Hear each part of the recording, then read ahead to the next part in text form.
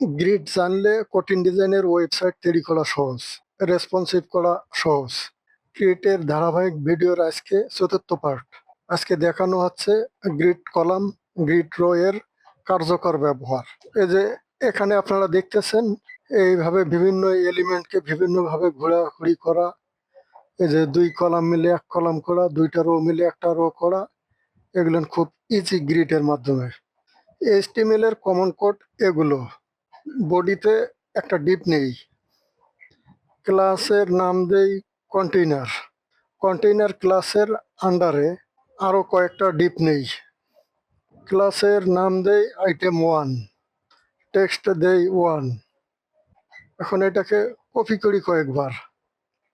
এখানে ক্লাসের আইটেম 1 দেওয়া ছিল, ক্লাসের নামটা চেঞ্জ করি, এটাকে করে দেই 2, ক্লাসের নাম হবে 2।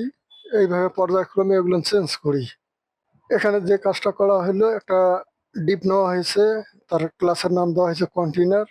এই কন্টেইনার ডিপের আন্ডারে যে আইটেমগুলো আছে, এখানে 6টা আইটেম নেওয়া হয়েছে। প্রতিটার ক্লাসের নাম দেওয়া হয়েছে আইটেম 1 থেকে আইটেম 6 পর্যন্ত।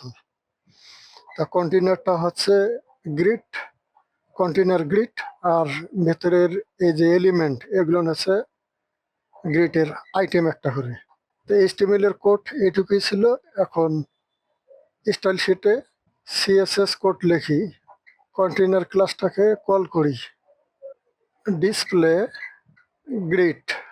গ্রিড কন্টেইনারটা বোঝার জন্য ব্যাকগ্রাউন্ড কালার দিই যে গ্রিন।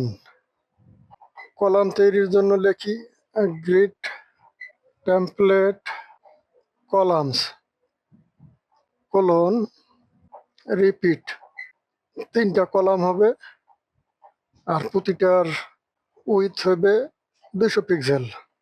প্যাডিং দেই চারিদিকে 10 পিক্সেল। রো কলামের মাঝে গ্যাপ রাখার জন্য গ্যাপ লিখি 10 পিক্সেল। এখন এই যে আইটেমগুলো আছে প্রতিটা কন্টেইনার ক্লাসের আন্ডারে, তা কন্টেইনার ক্লাসের আন্ডারে এই যে ডিপটা নিয়ে কাজ করা হবে। এখানে লিখি class container deep, second bracket open close, background colour yellow দেই বোঝার জন্য, প্যাডিং দেই 50 পিক্সেল। টেক্সটগুলো মাঝখানে রাখার জন্য text align centre. Font size দেই 30 পিক্সেল। যে পর্যন্ত কোড লেখা হয়েছে, এটা দিয়ে ডিজাইনটা কি হয়েছে সেটা একটু দেখি, ব্রাউজার রিফ্রেশ করি। এই যে এই অবস্থায় এরকম আসছে। 3টা কলাম দেওয়া হয়েছিল, 3টা কলাম তৈরি হয়েছে, আর গ্রিড অটোমেটিক রো তৈরি করে বাকি আইটেমগুলো এই যে 4, 5, 6 এটা দ্বিতীয় রো এর মধ্যে বসছে। ক্লাস আইটেম 1 যে গ্রিড কলাম স্টার্ট, কলাম জোড়া লাগানো হবে। যে মনে করেন 1 আর 2, এই 2টা মিলে একটা কলাম হবে। এখানে এই জোড়া লাগার জন্য কাজ করা হচ্ছে যে গ্রিড কলাম স্টার্ট 1। তারপরে এটাকে কপি করি। এখন কোন জায়গায় যা শেষ করবে সে, ইন্ট গ্রিড কলাম ইন্ট, যে এখানে দেই 3, অর্থাৎ 1 নম্বর কলামে সে 1 নম্বর কলামটা জোড়া লাগবে যে 3-এর আগ পর্যন্ত। তাহলে এখানে সহজ হলো, এই দুইটার বিয়োগফল যেটা সেটা 3 থেকে 1 বিয়োগ করলে 2 থাকে। তাহলে শুরু যেহেতু 1 নম্বর কলাম দিয়ে হবে, তাহলে ব্রাউজার রিফ্রেশ করলে 1 আর 2 মিলে একটা কলাম তৈরি হয়েছে।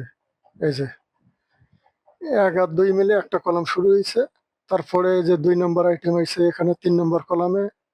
তারপর এই যে 3 নম্বর আইটেম 4, 5, 6 এই পর্যায়ক্রমে আসতেছে। এই যে 1 নম্বর রো আর 2 নম্বর রো, এই 2টা মিলে একটা হবে। 1 নম্বর কলাম আর 2 নম্বর কলাম মিলে যেমন একটা হয়েছে, এখানে রো 1 আর 2 মিলে একটা হবে। তাই এইটা জন্য লিখি সংক্ষেপে, এই যে গ্রিড রো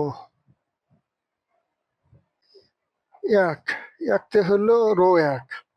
আর এইটা জোড়া লাগিয়ে কত নম্বর রয়ে যা থামবে, এই যে 2 নম্বর রয়ে যা একসঙ্গে জোড়া লাগবে। আইটেম 1 দেওয়া থাকলো, আর ব্রাউজার রিফ্রেশ করি, এই যে 1 আর 2, এই রো দুইটা একত্রে হয়ে গেছে, এখানে 1 আছে। এখন যদি আপনি চান যে 1-2 নম্বর কলাম একত্রে হবে, সাথে 1 নম্বর রো এবং 2 নম্বর রোটাও মিলে একটা সেল তৈরি করবে, তা সেটার জন্য এখানে কোড আর 1 লাইন লিখতে হবে, গ্রিড কলাম।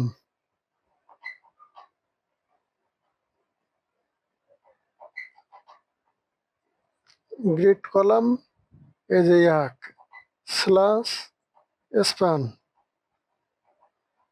কত 2 নম্বর রয়ে যা শেষ হবে। ও এটা কলাম, যে কলাম 1 আর কলাম 2, এই দুইটা একত্রে যা জোড়া লাগবে। এখন ব্রাউজার রিফ্রেশ করি, এই যে এখানে 2টা রো একসাথে আছে এবং 2টা কলাম একসাথে মিলে একটা সেল তৈরি হয়েছে। তা আগে যে দেখানো হলো এখানে grid column start, grid column int, row এর ক্ষেত্রে এটা ব্যবহার করা যায়। তাহলে আপনারা বুঝে গেলেন গ্রিড কলাম, গ্রিড রো এর সঠিক ব্যবহার। তো আজকের ভিডিওটা এই পর্যন্ত। কোনো কিছু জানার থাকলে কমেন্ট করবেন। আজকের মতো বিদায় নিচ্ছি, শফিকুল। আল্লাহ হাফেজ।